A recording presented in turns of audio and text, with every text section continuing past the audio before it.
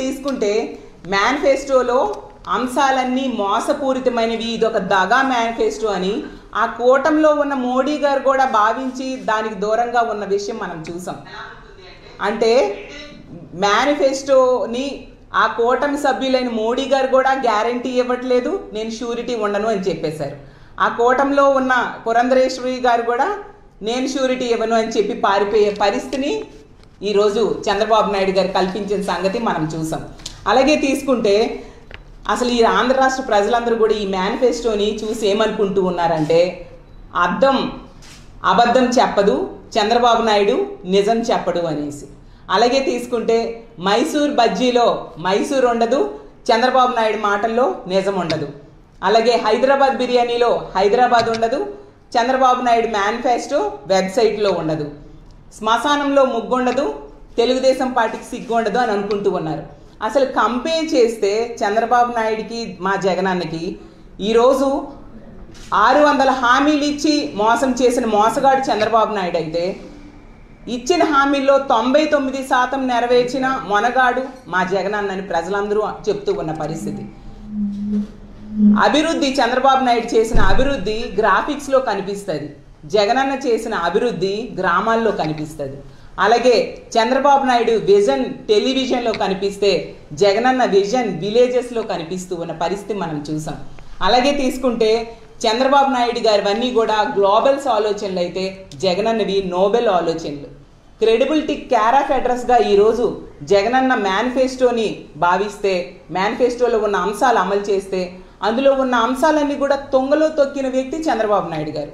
Jagananna manifesto అంశాలు నవరత్నాలు చక్కగా అమలు చేస్తూ ఉంటే అతను కామెంట్స్ చేశారు, ఏదో రాష్ట్రం శ్రీలంక అయిపోతుంది, వెనిజులా అయిపోతుంది అని. మరి అదే అంశాలు కాపీ కొట్టడమే కాకుండా అలవి కాని హామీలు, అబద్ధపు హామీల్ని ఇచ్చిన పరిస్థితి మనం చూసాం. మరి ఇప్పుడు అవదా?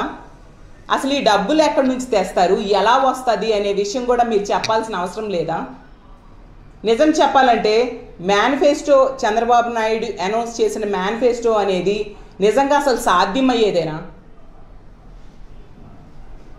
అలాగే తీసుకుంటే చంద్రబాబు నాయుడు గారు గతంలో 2014 నుంచి 19 మధ్య ముఖ్యమంత్రి అయ్యాక 5 సంతకాలు పెట్టారు. ఒకటి రైతు రుణమాఫీ మీద, అలాగే రెండోది డ్వాక్రా రుణమాఫీ, అలాగే ₹2కి 20 లీటర్ల మినరల్ వాటర్ ఇస్తాను అని చెప్పేసి, అలాగే తీసుకుంటే పెన్షన్స్ పెంచుతాను అనేసి, 4వది బెల్ట్ షాప్స్ రద్దు చేస్తాను అని. కనీసం మొదట సంతకాలు పెట్టిన 5ని కూడా అమలు చేయని మీరు మళ్ళీ ఇలాంటి అబద్ధపు హామీలు ఇస్తే ప్రజలు నమ్ముతారా చంద్రబాబు నాయుడు గారు అని మిమ్మల్ని ప్రశ్నిస్తూ ఉన్నాను. అలాగే చంద్రబాబు నాయుడు గారు రైతులకి గతంలో 87,600 కోట్లు రైతు రుణమాఫీ చేస్తానని చెప్పి మోసం చేయడమే కాకుండా చంద్రబాబు నాయుడు గారు వ్యవసాయం దండగా అని చెప్పడం వలన ఆ రోజుల్లో రైతులు వ్యవసాయం ఇక్కడ చేసుకోలేక వలస వెళ్ళిపోయేవారు పట్టణాలకి. అలాంటి వ్యక్తి ఈరోజు రైతులకి 20,000 రూపాయలు సంవత్సరానికి ఇస్తాను అంటే రైతులు మిమ్మల్ని నమ్ముతారా అని అడుగుతూ ఉన్నాను. అలాగే డ్వాక్రా రుణమాఫీ 14,200 కోట్లు చేస్తానని చెప్పడమే కాకుండా అది చెయ్యలేదు సరికదా, 2016 అక్టోబర్ నుంచి 0 వడ్డీని కూడా ఎత్తేసిన వ్యక్తి చంద్రబాబు నాయుడు గారు.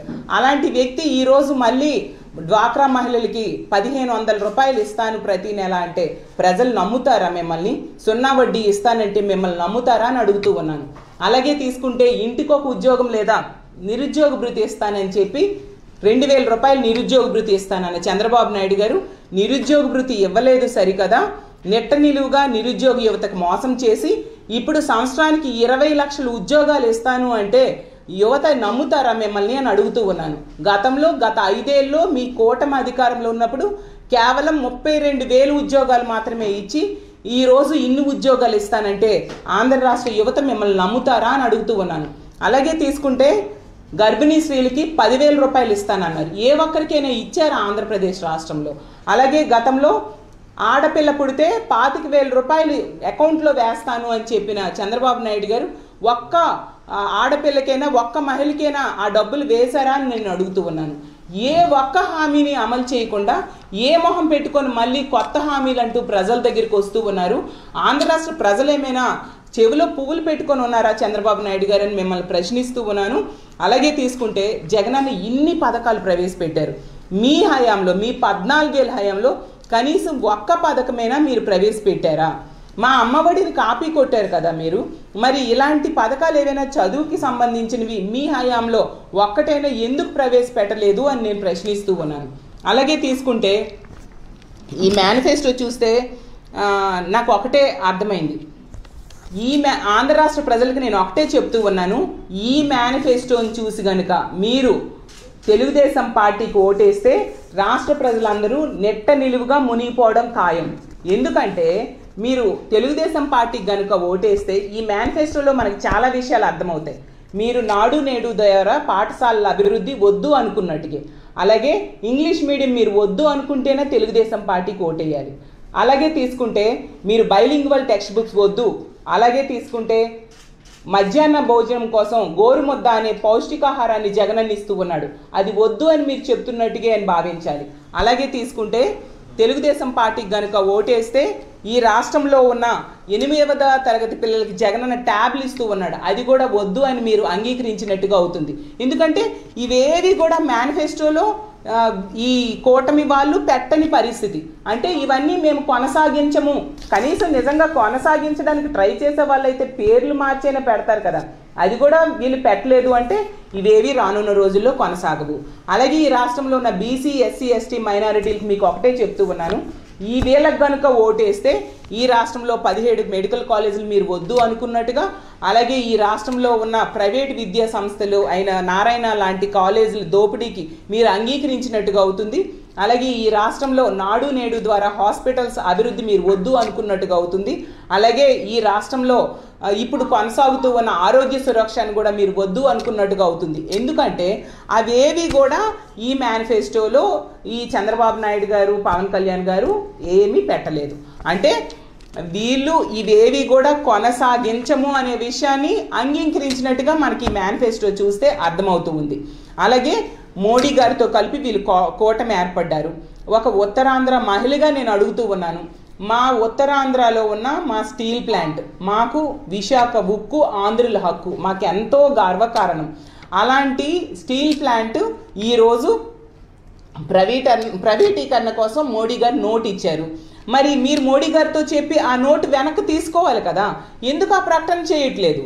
అలాగే విభజన హామీల కోసం మీరెందుకు బీజేపీతో అంటకాగుతూ ఉన్నారు కదా, విభజన హామీలు తెప్పించి విభజన హామీలు ఇస్తాము అని చెప్పేసి వాళ్ళతో అనౌన్స్ చేయించాలి కదా.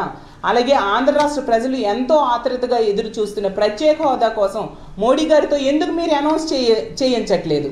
అలాగే రైల్వే జోన్ కోసం ఈ మేనిఫెస్టోలో పెట్టారు, ఇతనట ముఖ్యమంత్రి అయ్యాకట ల్యాండ్ ఇస్తారట. అయ్యా చంద్రబాబు నాయుడు గారు, మా జగనన్న ఆల్రెడీ ల్యాండ్ ఇచ్చేశారు అనే విషయం మీరు తెలుసుకుంటే బాగుంటుంది అని నేను భావిస్తూ ఉన్నాను. అలాగే ఈ ఉత్తరాంధ్ర ప్రజలకి మీరు తీరని ద్రోహం చేస్తూ పరిపాలనా రాజధాని వద్దు అనుకుంటూ ఉన్నారు. మీరట ఆర్థిక రాజధాని చేస్తారా?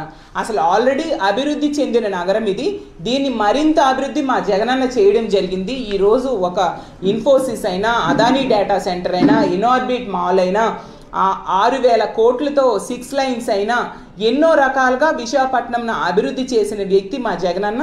ఎంతో అభివృద్ధి పదంలో ఉన్న నగరం, దీనికి కొత్తగా మీరు చేసేది ఏంటి అని నేను అడుగుతూ ఉన్నాను. నిజంగా మీకు దమ్ము, ధైర్యము, చిత్తశుద్ధి ఉంటే మోడీ గారితో మా స్టీల్ ప్లాంట్ గురించి అయినా, విభజన హామీల కోసమైనా, లేదా రైల్వే జోన్ కోసమైనా ప్రకటన ఇప్పించండి, అప్పుడు ప్రజలు నమ్ముతారు.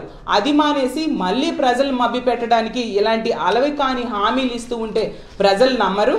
మీ హామీలు, ఈ చంద్రబాబు నాయుడు గారి షూరిటీలకి మోడీ గారు గ్యారంటీ ఇవ్వట్లేదు అనే విషయం నిన్ననే ఇక్కడ ఆంధ్ర రాష్ట్ర ప్రజలందరికీ కూడా అర్థమైపోయింది.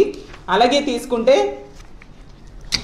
ఒక విశ్వసనీయత లేని వ్యక్తి ఎవరైనా ఉన్నారంటే అది చంద్రబాబు నాయుడు గారు. అధికారంలో రావడం కోసం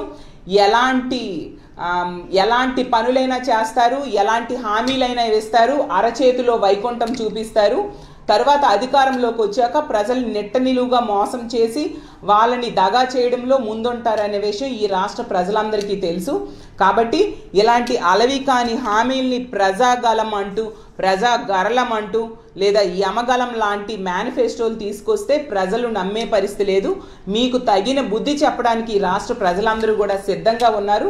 గతంలో 2014లో ఇదే కూటమి అధికారంలోకి వచ్చినప్పుడు రైతులకు మోసం చేశారు, నిరుద్యోగులకు మోసం చేశారు, మహిళలకు మోసం చేశారు, వృద్ధులకు మోసం చేశారు. అన్ని వర్గాల ప్రజలకి మోసం చేసి అధికారంలోకి వచ్చి ముఖ్యమంత్రి అయ్యాక అన్ని రకాలుగా ప్రజలని ఇబ్బంది పెట్టిన పరిస్థితి రాష్ట్ర ప్రజలు ఎవరూ కూడా మర్చిపోలేదు. పరిపాలన అంటే మా జగనన్న పరిపాలన. ఈరోజు ఒక ఆదర్శవంతమైన పరిపాలన అందిస్తూ రాష్ట్ర ప్రజలందరూ కూడా చాలా గౌరవంగా బ్రతుకుతూ ఉన్నారు. ఎందుకంటే గతంలో తీసుకుంటే చంద్రబాబు నాయుడు గారి పాలనలో ఆంధ్ర రాష్ట్ర ప్రజలందరూ కూడా ఏ పథకం కావాలన్నా, ఒక పాలసీ కావాలన్నా అధికారుల చుట్టూ, జన్మభూమి కమిటీల చుట్టూ, లేదంటే తెలుగుదేశం పార్టీ నాయకుల చుట్టూ కాళ్ళు అరిగేలా తిరిగి వాళ్ళ ఆత్మాభిమానాన్ని, ఆత్మగౌరవాన్ని తాకట్టు పెట్టుకునేవారు. ఈరోజు తీసుకుంటే జగనన్న పెట్టిన వాలంటీర్ వ్యవస్థ అవ్వచ్చు, గ్రామ సచివాలయ వ్యవస్థ అవ్వచ్చు, ఇలాంటి వ్యవస్థ వలన ప్రజల దగ్గరికే, వాళ్ళ గుమ్మం దగ్గరికే పథకాలన్నీ వస్తూ ఉన్నాయి. పార్టీ చూడట్లేదు, కులం చూడట్లేదు, మతం చూడట్లేదు. అందరూ అర్హత ఉంటే చాలు ప్రతి ఒక్కరు కూడా అన్ని పథకాలు వాళ్ళ గుమ్మం దగ్గరికే వచ్చే వ్యవస్థని జగనన్న ఈరోజు కల్పించడం వలన చాలా గౌరవంతో ఈరోజు రాష్ట్ర ప్రజలందరూ, పేదవాళ్ళు బ్రతుకుతూ ఉండే పరిస్థితి. ఇలాంటి పాలన వాళ్ళు మళ్ళీ మళ్ళీ కోరుకుంటూ ఉన్నారు. అందువల్లనే మళ్ళీ ఫ్యాన్ గుర్తు మీద ఓటేసి జగనన్నకి మళ్ళీ ముఖ్యమంత్రి చేయడానికి సిద్ధంగా ఉన్నారు. ఇలాంటి మేనిఫెస్టోల్ని ప్రజలు నమ్మే పరిస్థితి లేదని తెలియజేస్తూ ఉన్నాను.